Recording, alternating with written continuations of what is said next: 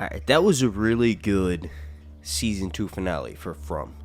To be honest, it's the first time I've ever complained in one of my From videos. I'm severely disappointed at the fact that we gotta wait over a year for more episodes. What did you think I was gonna talk crap about this show? It's amazing. It's really good. It's one of my favorite new TV shows since like Westworld season 1. You know, I mostly focus on A Song of Ice and Fire content, so that's Game of Thrones, House of the Dragon, all these other prequel shows that are coming, right? But From has got me almost just as vested as I am in some of those other series. And those other series have books to go with them, so they really, really make the audience invested in the series because you're getting to watch what you just read, right? But anyway, getting back on track here. Then this From season 2 finale, well, before I get into it, please slap a like on this video. Like was going to be 420. Get it? Because of weed. But yeah, so yeah, let's do it. So the first thing I want to talk about is the fact that I was right. I was right.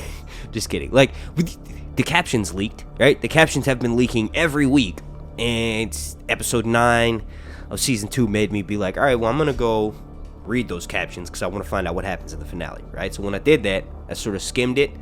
It's a really hard read because it's literally like just dialogue, right? And not necessarily enough to go with it to be able to fully know what's going on because you can't see what's happening in the scene. You're just reading the dialogue of what the actors are saying, reacting to the environment around them, right? So at the very end of that, it mentions that a woman wakes up in a hospital and then a doctor comes in and says, hey, you've been on the side of the road for 3 days. A couple of hikers found you and here you are 3 days later, right?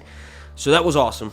Tabitha is the person who that is. Like, I'm going to say this right here. It's kind of weird. If Victor knew the one tree that will take you to a specific place, right? Why wouldn't he share more of that? Like, it's frustrating. Anyway, let me say this. The symbol on the computer at St. Anthony's Hospital is the exact same symbol that our boy Jade discovers in the caves. Although he didn't discover them. Technically, that was Victor and Tabitha. But remember when Jade sees all the little children about to be sacrificed around him and they keep saying, and Cooey. Oh yeah, let me not glaze over that. I think that's a ritualistic sacrifice. Those kids were going to be sacrificed in some sort of ritual. I don't know. It kind of reminded me of like a Mayan sacrificial chamber or something. But anyway, he looks up, right, and he sees that symbol. That symbol's there. It's interesting. It was inside the caves, and it looks like it was grown over with roots. But it looks like you could also potentially, before I say that, where the hell were the monsters at? Weren't they supposed to be down there sleeping? All he saw was the doll. Anyway, probably budgetary issues. They had a decent amount of CGI this episode. Maybe they couldn't afford to do full monster makeup and stuff. But anyway, I feel like that's an answer to how to get rid of the monsters in the caves. Like, yes, that's the same symbol on St. Anthony's Hospital. It's very close if it isn't. I don't think that was done by a mistake. It looks like the way to get out makes you end up in a hospital. Like the little kid, the boy in white, when he pushes Tabitha out the window, that's probably the only way to get out. I've seen some comments of people saying, oh, he's evil, don't trust him. And remember, Sarah says the boy is not a boy, he's something else, right? But like, he wouldn't have been so apologetic when he pushed Tabitha out the window if he was fully evil. He just probably didn't have the time to explain to her, hey, you're about to get out, right? Because he knew that if he fully explained to her, she would try to go back and get her family. And maybe it's only like one person can leave at a time or something, and it has to be at a certain time when the ritualistic things are happening. Only one person is allowed to get out, and you have to save somebody first, right? I don't know, that's kind of what I was getting from it. But anyway, it looks like, getting back on track here, Jade being in those caves and discovering that symbol, right? Or he had a vision where, the thing, the little hole was opened up and that was the symbol, right? And then when he comes back to reality, it's fully covered over and Cooey kids aren't there. So it seems like, I think you can kill the monsters in the cave by opening that thing up, right? If they willingly sacrifice 7 of them, like if they willingly pick 7 people in Fromville to sacrifice and do it in that ritualistic way, then the light shines through the cave and kills all the monsters, maybe? I don't know. It's going to be a rough year wait.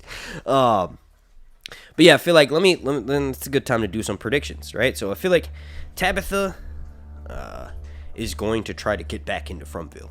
The question is how.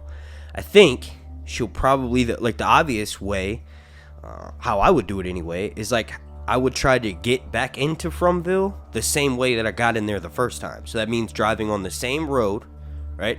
And hoping that I see the tree, and then I'll know, hey, I'm in Fromville. That's what I would do, right? But this is a TV show, so most likely what's going to happen is she's probably going to try to go out and find Eloise, Victor's sister, or Victor's mom, perhaps, that got out and survived, but their body just appears as though they're dead in Fromville, and then the two of them are going to work together, and,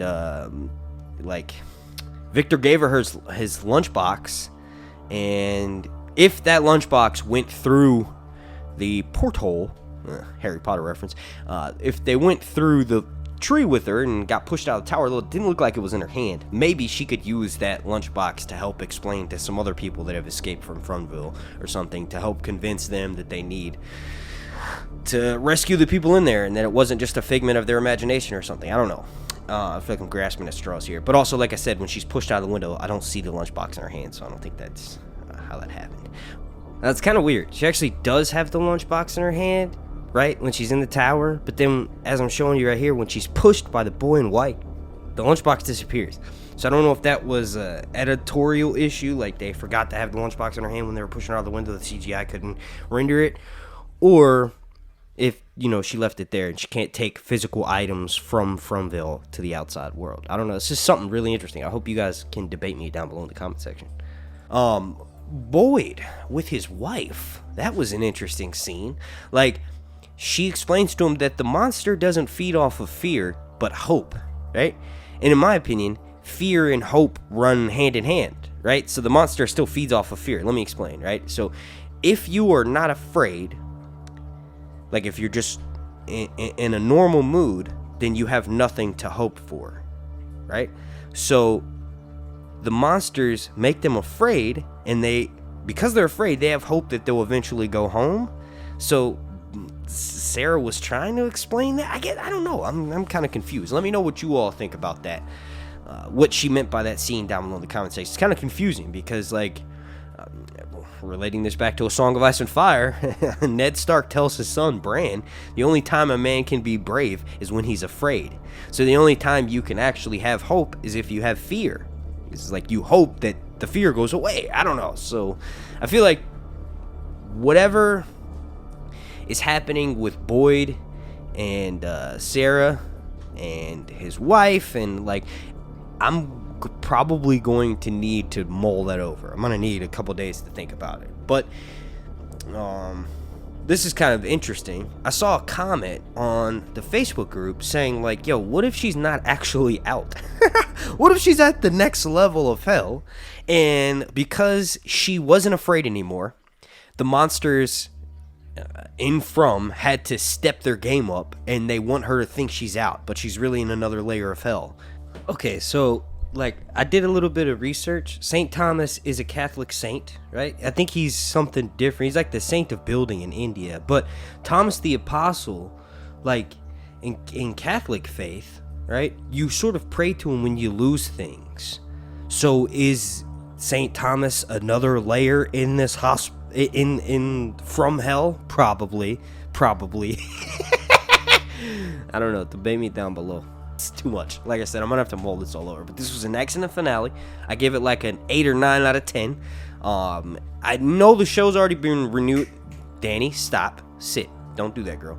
I know the show's already been renewed for another season, but it's gonna be a while. There's a writer's strike happening and all that stuff. So this will be interesting. I'm gonna probably make a few more videos during the off season and also cover other series, so please stick around, please subscribe, and leave me your comments and thoughts below. Once again, that was an excellent finale. I honestly think the season 1 finale was better though.